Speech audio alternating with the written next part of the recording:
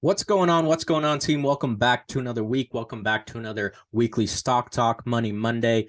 Today, what we'll be doing is we're going to be taking a look at the stock market, the S&P 500. More specifically, we're going to be looking at why we sold off today, what technical factors had an impact on that, where we should be expecting to go, and how you can obviously profit on the direction that it's going to be headed in. Today, we're going to look at today's chart. We're looking at the 15-minute market open. We saw a little bit of a push up to the upside, and then we ended up seeing a sell-off for the rest of the day. From a technical side, it's not too obvious as to why we ended up seeing that happen here on a 15-minute chart. I'm going to go ahead and zoom out onto a daily chart, and you guys are going to be able to understand a little bit better. So on the daily chart, what we ended up seeing today was we ended up seeing an approach to that 180-day simple moving average, which is this green line. We broke up to it before, we tested it, came back down to this 50-day moving average, which is this pink line, and then we ended up retesting it, got rejected again. So it looks like we are forming a double top, which is a reversal sign potentially, but we are at this EMA here on the daily chart as well. So we haven't broken below that yet, but tomorrow we might see a break below that, and that's just going to be another confirmation that we are indeed selling off. Obviously, if we zoom out to a little bit of a bigger picture, you guys are going to be able to see that today was not the first time that we actually got rejected by that 180-day simple moving average, which was expected. The team that I work closest with, I'm going to leave a link to that in my description here, but they were warned about this on Sunday that we might potentially get rejected by 180-day simple moving average. So let's go ahead and bring that to center so that you guys can see that a little better. But in essence, since the beginning of the year, we've been in this descending channel here on the bottom. And ever since we broke down below this 180-day simple moving average, we came down, bounced, came back up, got rejected, came back down, came back up. Now we're getting rejected again. In essence, we pretty much got rejected at that same similar area, but we were just curling down to the downside here. So we kind of broke a little bit above that, forming this channel here.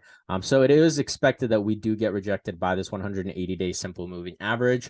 But on top of that, there's another technical indicator, which I did just mention, which is this descending channel. And that lines up along with this 180-day simple moving average.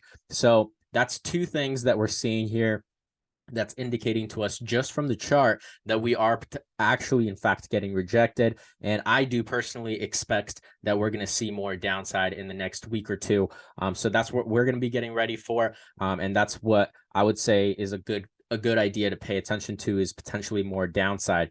The case that we would break up to the upside is if we did break above this 180-day simple moving average, which is around this 401, 402 level, which we've been testing, and we constantly keep getting rejected there. So I don't expect that we're going to break above it at this point, just because we have gotten rejected twice already from basically that same level. And so on top of that, we're getting rejected by that confirmed 180-day simple moving average, along with that top of the channel here that we've been forming since the beginning of 2022.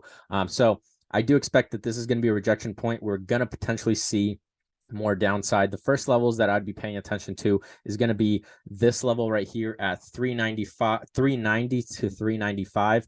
Let me go ahead and zoom in a little bit more and give you guys a little bit of a clearer picture. So it's going to be a little tough to see with these candles kind of green and red, along with these candles that are actually the price action. This is the volume here at the bottom, and then the price action is what's kind of standing out a little more right here. So we do have this gap right here that we ended up filling or forming when we initially broke up to the upside about a week and a half ago. And so I do expect that we're going to come down to fill that. Usually gaps get filled, so expect that to get filled. And on top of that, that's going to be about the bottom at 380. 390 is about the first level that I'd be watching, and then 374 to 375 to about 380 is that next level, and that's actually where the gap is as well. So I do expect that to come down. We got rejected here. We have a gap that we need to fill here. The RSI, looking at the RSI, which is the relative strength index, we were peaked out pretty much in the morning, not completely peaked out, but we were at about 62, and 70 is considered overbought. So we didn't exactly get super overbought, but the way we've kind of been trending to the upside slowly instead of a sharp move like we saw back here, that's when we really got that overbought level really quick. That's where we got rejected from the 180-day and the top channel before. And this is exactly kind of the same thing that we're seeing here. It's just we're not as overbought, but that doesn't mean that we're not going to sell off.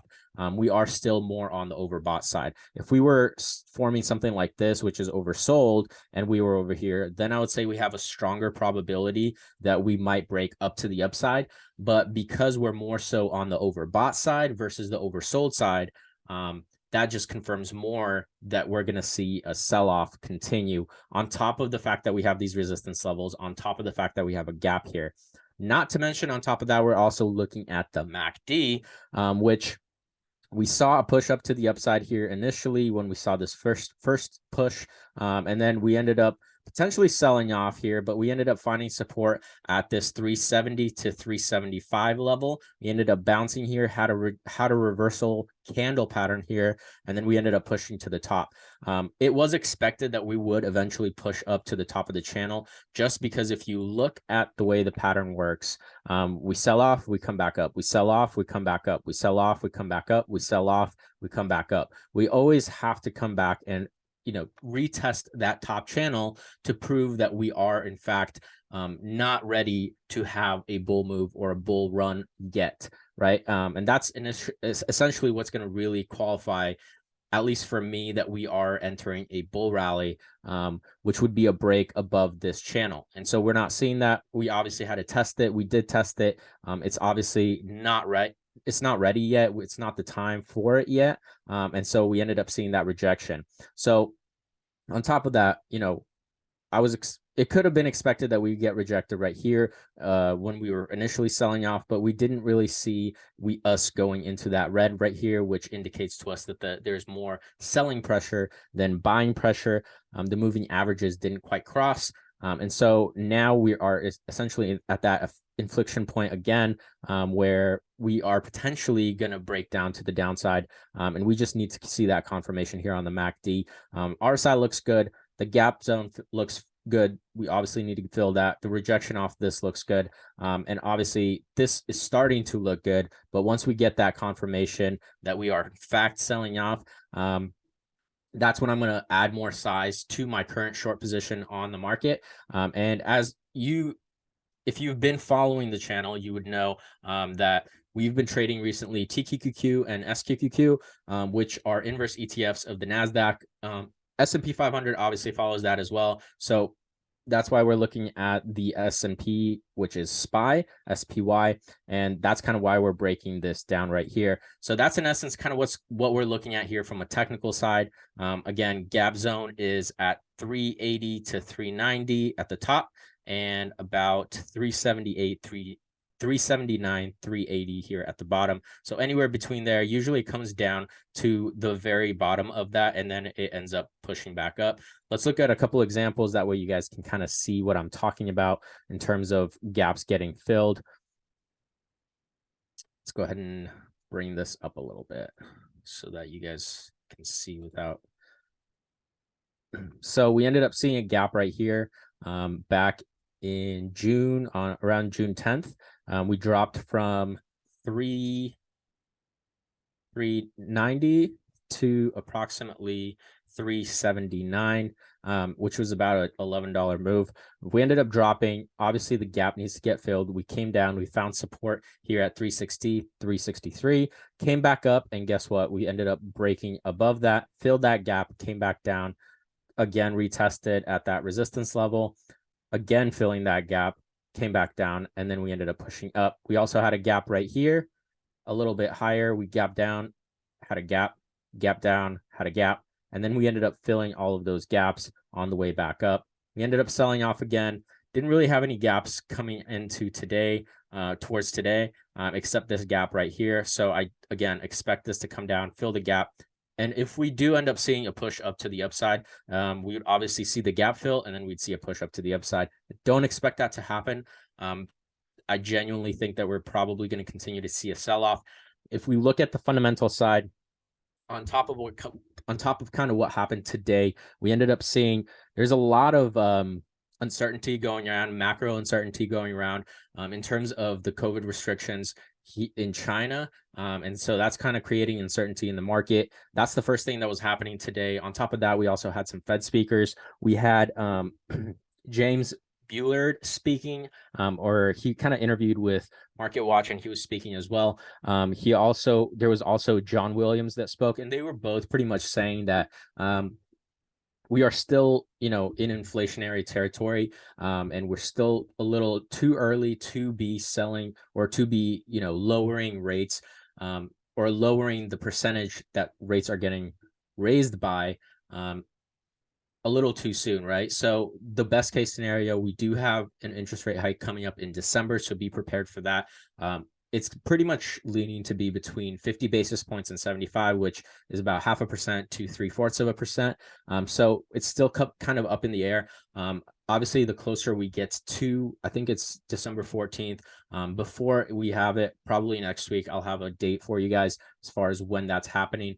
But at that point, we're going to know a little bit better and kind of what to expect. At this point, it is up in the air, but it's going to be either 50 or 75. So do expect that. If it is 50, that's just going to indicate to retail traders, to investors that, inflation is getting a little more under control. And so the market might rally on that news because we've been used to 75 for the last 2 times. Or if it's 75, then the market's probably going to sell off just because, obviously we're still in a, inflationary period.